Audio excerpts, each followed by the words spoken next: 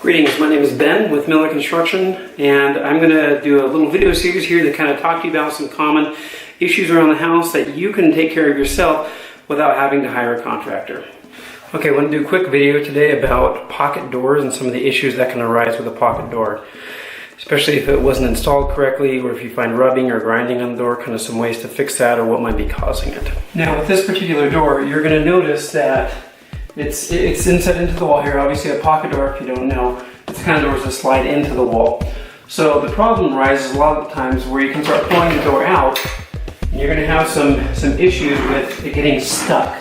So you can probably hear it's not actually coming out very well. And if you look right down here, you're going to notice that there's this scratch all the way along here. Now what causes this is a finish nail, and typically what happens is the finish carpenter will shoot this in here, and somewhere a nail will go too far into the wall and we'll start grinding on this. So what we're going to have to do here is we're going to have to pull this piece off here. So we're going to cut it out, we're going to cut the line, pop this off, find the nail that's the culprit, and what we'll probably end up doing is just gluing this back onto the wall rather than shooting it back in and then recreating the problem.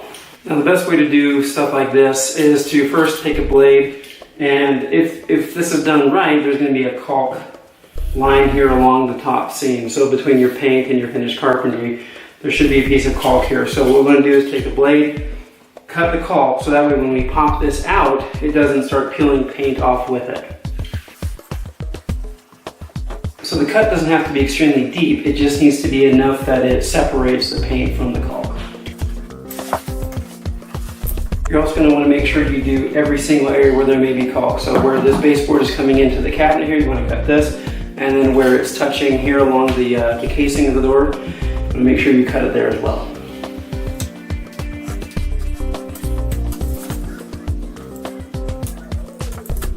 Now this is a job that you don't need a lot of special tools for. All you specifically need is a blade to cut the seam, to get that caulk out of the way, assuming it is caulked.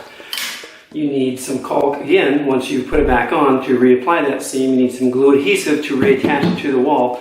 And you need something like this, like a putty knife or a screwdriver, something that you can pop this piece of baseboard off with without damaging your wall right here. Because if I were to take a hammer and just stick it in this crack, one, it would damage the baseboard, and two, it might actually end up punching a hole in the wall. So what I like to do is I'll take the putty knife and I'll start to fit it into the seam just like that. You can already see how easily that's coming off. Now with this, I could probably just pop it off by hand. But if you can't do that, put that in there, use a screwdriver, set that down inside as well, and just start to wiggle it out. If I push too hard in one spot, the screwdriver can make some damage here in the top of this baseboard. With this one, we also want to be careful that we don't damage the cabinetry at all as well. And just like that, it comes off that easy. So what I'm going to assume is our culprit is probably one of these two nails right here. You can see how long those nails are, that they went all the way through. So if you're not paying attention, or your finished carpenter isn't paying a lot of attention to what he's doing, specifically with these pocket doors, they can shoot right through, and in some cases you can have several issues with the pocket door and with these scratches. Okay, now that is done, we need to get these finished nails off. One of the easiest ways to do this, if you don't have any tools for it, is just to wiggle them back and forth, and they end up snapping off pretty quickly like that. So again, just wiggle back and forth. It's easier to do this if you're wearing gloves, it's a little safer. I'm just living dangerously, I guess. But now once all the nails are taken off, you can see it's nice and clean. Really this becomes very simple at this point. You just need some sort of glue adhesive. What I recommend is something like Loctite that you can go and just grab from Home Depot. They have it in the kind where you have a caulk gun, or just the tiny little tubes that you can take off the top, cut it off, and just squeeze it by hand on here. Shouldn't take too much.